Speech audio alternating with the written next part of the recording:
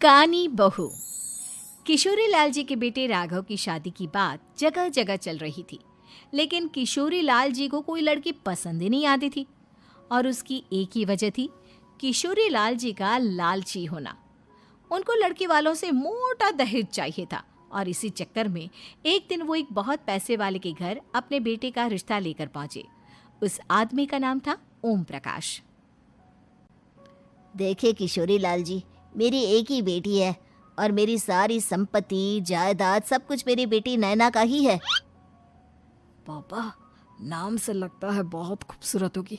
कितना अच्छा नाम है ना, नैना। ओ, वैसे बात तो सही है आपकी। अब इतना पैसा है, जमीन जायदाद है, इकलौती बेटी, आप भी क्या करेंगे? सब कुछ उसे ही देंगे ना। बिल्कुल ठीक पहचाना आपने। बस बेटी की शादी और सारी जायदाद उसके नाम। पापा, बिना देखे हाँ कर दीजिए ना। इतना अच्छा रिश्ता फिर कहाँ मिलेगा? माला माल हो जाएंगे हम।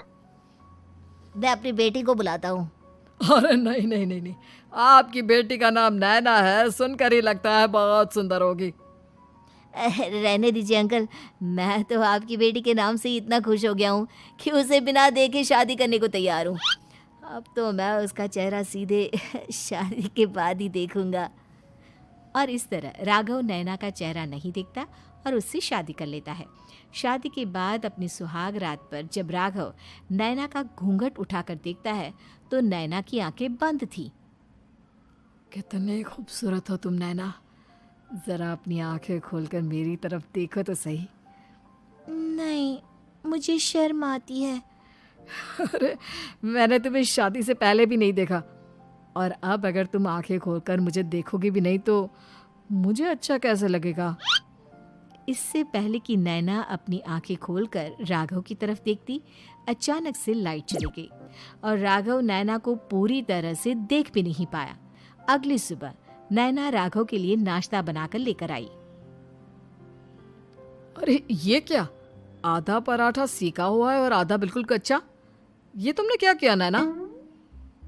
बहू, तुमने क्या आधा पराठा तवे से नीचे लटका कर रखा था, जो आधा सिका है और आधा कच्चा? मुझे जितना दिखेगा उतना ही तो सीखूंगी ना पापा जी। जहाँ जहाँ मुझे नजर आ रहा था वहाँ मैंने सीख लिया, और जहाँ जहाँ नहीं दिखा वहाँ कच्चा रह गया होगा। इसका क्या मतलब है? ये कैसा मजाक कर रही है तुम? अरे बहू, तुमने इतना लंबा घूंघट क्यों लगाया हुआ है? देखो, हमारे घर में बहुओं को बेटी की तरह रखा जाता है, और फिर तुम तो इतना सारा माल लेकर आई हो। देखो, ये घूंघट डालकर रखने की कोई ज़रूरत नहीं है। हाँ नैना, पापा जी ठीक कह रहे हैं, तुम तो आराम से रहो, अपना ही घर समझो। नैना अचानक से अपना घूंघट उठा लेती है। अरे ये क्या पापा, नैना की तो एक आंख फूटी हुई है। नाम से नैना, लेकिन ये तो कानी बहू निकली। मेरे साथ धोखा हुआ है, धोखा। बिना दिखाए अपनी कानी लड़की मेरे संग ब्याह दी। मुझे कानी बीवी नहीं चाहिए। मुझे अभी ओम प्रकाश जी से बात करनी पड़ेगी। आखिर उन्होंने मेरे साथ ऐसा किया क्यों? अरे, आप लोगों ने ही तो पापा से कहा था कि आप लोग शादी से पहले मुझे देखना नहीं चाहते। अब मेरे पापा पर क्यों इल्जाम लगा रहे हैं? अरे लेकिन उन्हें बताना तो चाहिए था ना कि तुम कानी हो, एक आंख से तुम्हें दिखाई नहीं देता। किशोरी लाल और राघव नाराज होकर ओम प्रकाश को अपने घर बुलाते हैं। पापा जी, ये आपने क्या किया?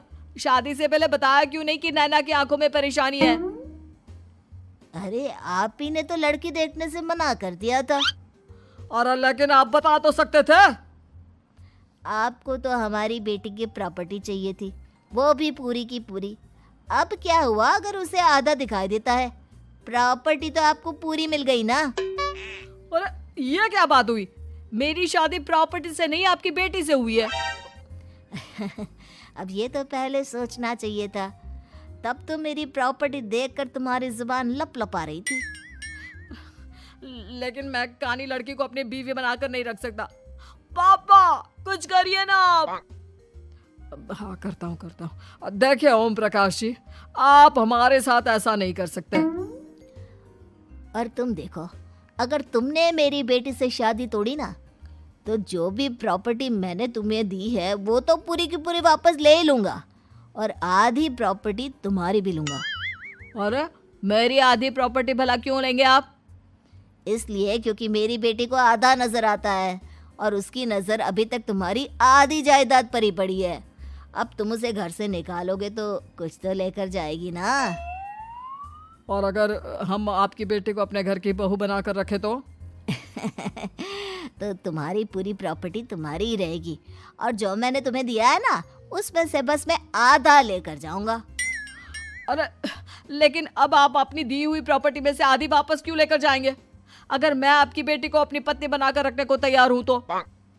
इसलिए ताकि भविष्य में अगर तुम मेरी बेटी को धोखा दो तो उसके पास कुछ तो रहे जो पति का हो।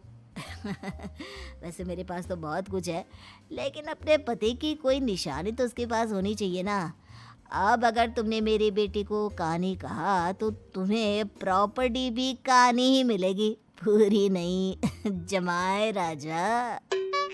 किशोरी लाल और राघव समझ चुके थे कि वो बुरी तरह फंस चुके हैं और अब उनके पास वहां से निकलने का कोई चारा नहीं है। अब समझ में आया ना, लालच बुरी बला होती है। एक तो तुम्हें प्रॉपर्टी मिली, ऊपर से बीवी मिली, उसमें तुम्हें नखरे भी दिखाने हैं। आए बड़े, चुपचाप बैठो दोनों। कुछ दिनों के बाद नैना राघव की कार लेकर बाजार घूमने निकलती है और जब कार लेकर वापस आती है, ये क्या? एक तरफ से मेरी गाड़ी पूरी खराब हो चुकी है। लगता है तुमने मेरी गाड़ी को किसी दूसरी गाड़ी के साथ एक्सीडेंट किया है। अरे अरे कितना बड़ा नुकसान कर दिया तुमने बहू। वो क्या है ना पापा जी, मुझे एक आंख से दिखाई नहीं दे रहा था, सामने से गाड़ी आ रही थी। मुझे तो सिर्फ आधा ही दिखाई दिया और वो गाड़ी मेरी कार से रगड़ते हुए निकल गई। अब मैं क्या करूं बताओ? आप इसे ठीक कराने के पैसे कौन देगा? तुम्हारे पापा। तुमने मुझसे इस तरह से बात की? अभी रुको। नैना राघव की शिकायत ओम प्रकाश को कर देती है। देखो राघव, अब जो मेरी आधी प्रॉपर्टी तुम्हारे पास थी ना, उसमें से आधी और मैं लेकर जाऊंगा, क्योंकि तुमने मेरी बेटी को डांटा। अरे नहीं नहीं पापा जी, गलती हो गई, माफ कर दो। गलती की तो कोई गुंजाइश ही नहीं। अगली बार मेरी बेटी को डांटा तो बची हुई आधी में से आधी और ले जाऊंगा। लालच के चक्कर में हम दोनों ने बहुत बड़ी गलती कर दी बेटा। एक तो तुम्हें कानी बहू मिली और ऊपर से जो माल मिला वो भी काना। इस तरह राघव की हर एक गलती पर ओम प्रकाश उसकी प्रॉपर्टी का आधा आधा हिस्सा लेकर अपना सारा माल वापस ले गया और राघव को कानी बीवी से काम चलाना पड़ा। भाई लालच वाकई में बुरी बला है।